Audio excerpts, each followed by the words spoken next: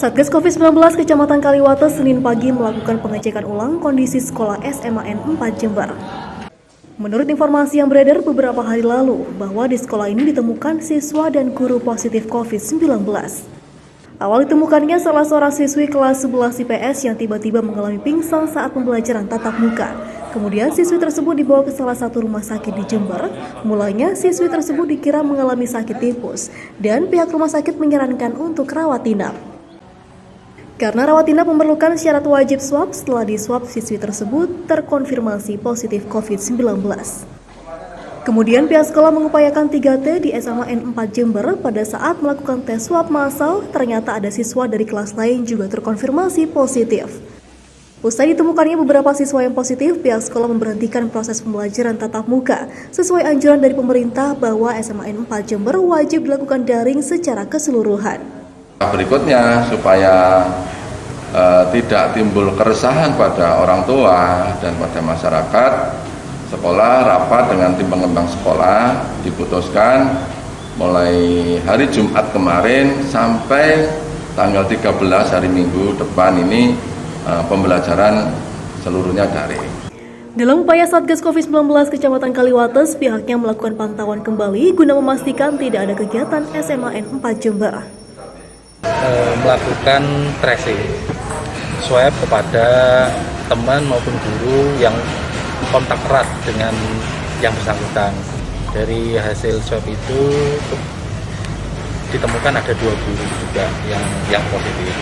Untuk pembelajaran bisa dilakukan tapi dengan mengikuti ketentuan sesuai level daerahnya. Untuk Jember kebetulan masih level 2 sehingga pembelajaran bisa dilakukan dengan kapasitas maksimal 50%. Namun khusus untuk SMA 4 ini dilakukan secara online sampai nanti tanggal 11. Setelah tanggal 11 akan diatur ulang untuk pembelajaran secara daring dengan kapasitas 50% ruangan, jadi 2 kali pembelajaran. Pemberhentian pembelajaran tatap muka SMAN 4 dilakukan dari tanggal 3 sampai 11. Pihak sekolah masih melakukan musyawarah kembali untuk melakukan pembelajaran tatap muka yang berlaku seperti di sekolah negeri lainnya.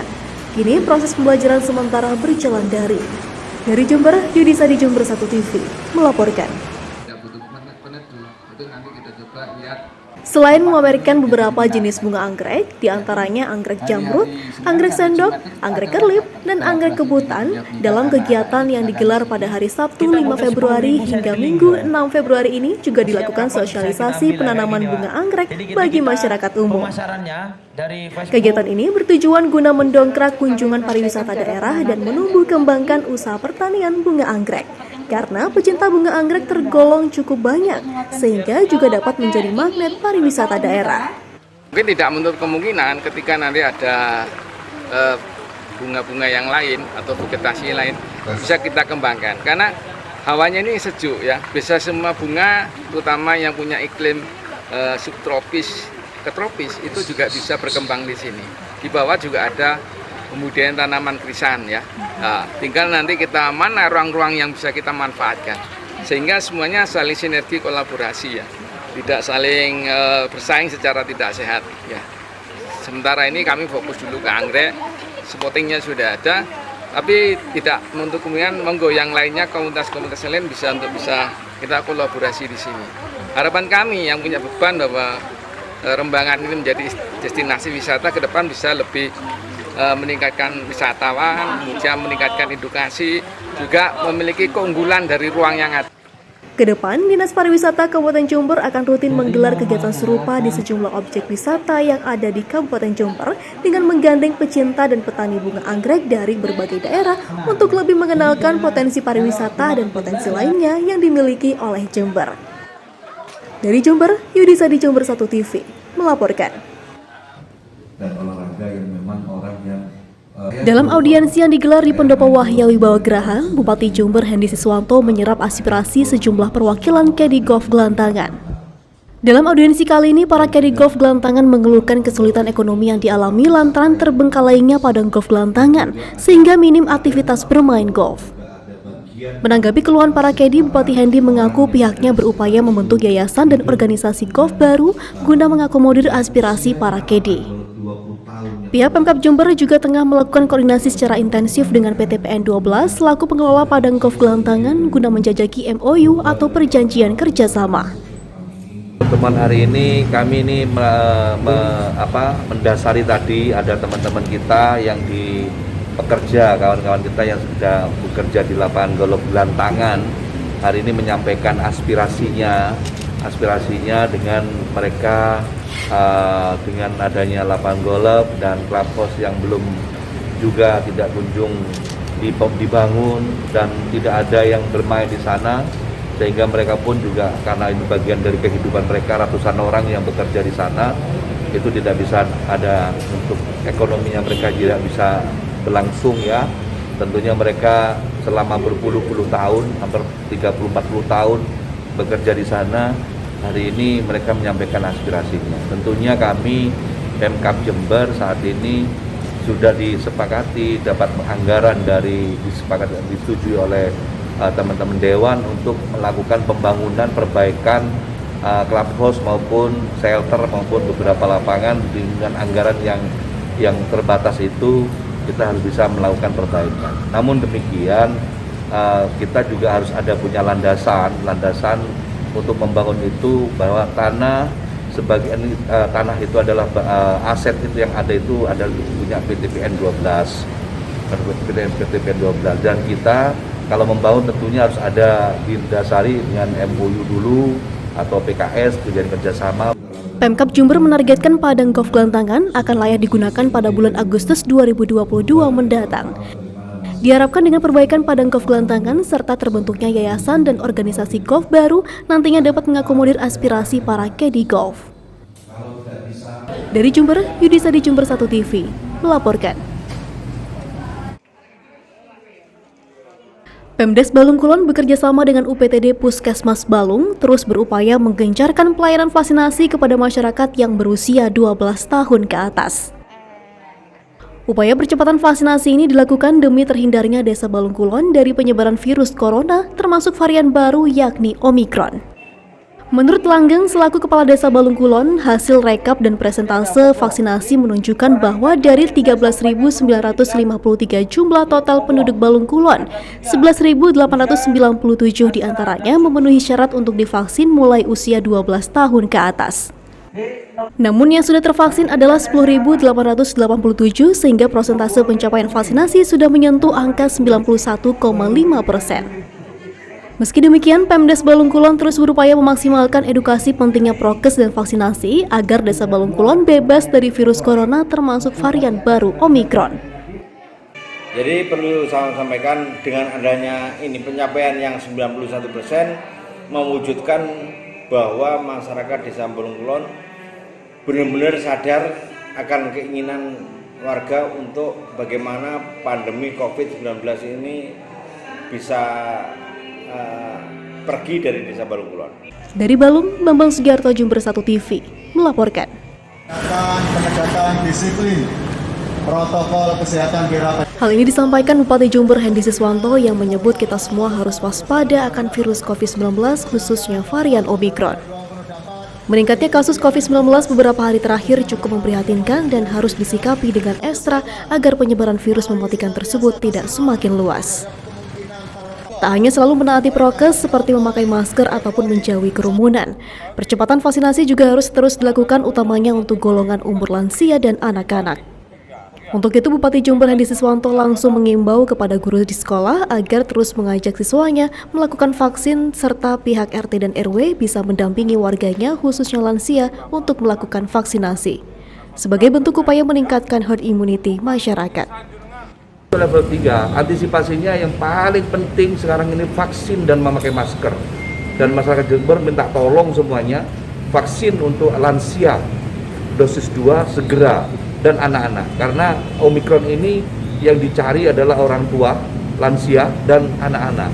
Kami mohon bantuan, kemarin saya minta tolong kepada guru-guru GTT, PTT, ASN yang guru-guru termasuk kepala sekolah se-Kabupaten Jember agar mereka bisa mengajak warganya, tetangganya yang lansia minimal 1 orang untuk datang ke puskesmas, diantar. Dan juga saya minta tolong RT RW se-Kabupaten Jember ada 18.600 RT RW saya perintahkan untuk tolong ajak serta tetangganya yang lansia untuk vaksin dosis 2. Gitu.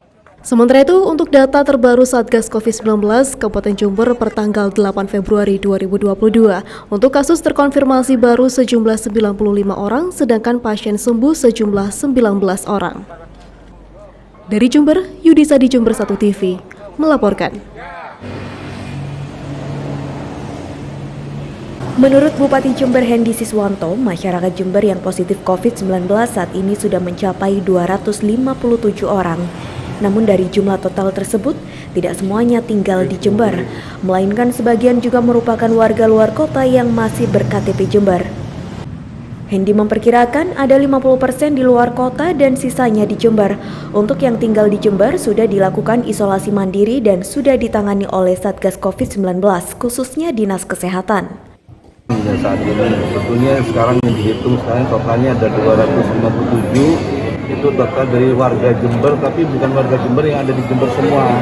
Kira-kira 50%-an lah warga Jember yang ada di Jember, dan sisanya itu ada di luar kota, dari Surabaya, ada yang dari Jakarta, juga di Jogja, ada di Batam, juga ada warga Jember di situ, dan cara penghitungannya itu menjadi satu, jadi 257. Dan kita yang ada di Jember semua banyak semuanya isoman. Yang isoter ada, yang isoter 5 orang yang isoter di Kebun-Agung. Dan kami sudah menyiapkan semua untuk isoter di Kebun-Agung, kami prepare, dan di GSG kami juga prepare untuk isoter. Bapak, yang di Jember sendiri ada berapa Pak yang terpapar COVID? Yang saat ini yang terbaru nambah 91 orang itu hari ini, itu 50 dari Jember, 41-nya dari luar Jember. 50 itu dari klaster mana? 50 beberapa kecamatan ya, beberapa kecamatan, dan mereka tidak pernah pergi kemana-mana. Ya, dia tidak ada gejala apa-apa, ya kalau tiba-tiba di PCR mereka merasa gak enak badan, ya COVID gitu. Cuman dari jenisnya kan masih menunggu seminggu. Kita ngantri kalau sekarang untuk melihat itu jenisnya Omicron atau tidak, kita harus kirim ke Jakarta, jadi cukup lama. Sementara itu, Hendy juga menghimbau masyarakat untuk tetap menerapkan protokol kesehatan dalam kegiatan sehari-hari. Dari Jember, DKAJ Jember 1 TV melaporkan. Salawat serta salam semoga tercurahkan kepada junjungan Nabi besar Nabi Muhammad SAW. Guna meningkatkan pelayanan dan mempermudah masyarakat untuk membayar pajak, Badan Pendapatan Daerah Kabupaten Jember meluncurkan aplikasi Jembako Pajak Online. Dengan aplikasi Jembako ini, masyarakat akan lebih mudah dalam melakukan pembayaran pajak dan cetak surat pemberitahuan pajak terutang atau SPPT, serta memudahkan masyarakat Jember, utamanya yang tinggal di kawasan pedesaan, dapat membayar pajak dari rumahnya tanpa harus datang ke kota hanya untuk pembayaran pajak. Ya, kita Jembako sudah bukan kewajiban, dan kita baru pertama di Bapenda ini, sistem kita ini yang memakai aplikasi online, dan ini menjawab tantangan dengan banyaknya wajib pajak sampai 1 juta lebih ya lembar SPT itu yang harus ditagihkan kepada masyarakat yang memang, dan ini menjadi harus kita perlu ketelitian tentunya dengan sistem yang ada, aplikasi yang ada saat ini bisa menjawab hal itu ya. Jadi semuanya bayar BBB, restoran, hotel dan lain-lain semua, ekstral, galian C, macam-macam itu bisa masuk dalam sistem itu. Itu. Pak, dengan adanya aplikasi ini yang diharapkan untuk pajak sampai berapa persen? Ya, harapan kami bisa, karena target kami tinggi sekali tekan ini. Target kami supaya bisa mencapai 350 miliar ada tambahan TAD-nya gitu ya. Yang memang teman-teman satu sisi yang harus dikejar, ini kita harus berusaha keras gitu. Karena kami yakin ini masih bisa digali. Dari Jember, DKAJ Jember 1 TV melaporkan.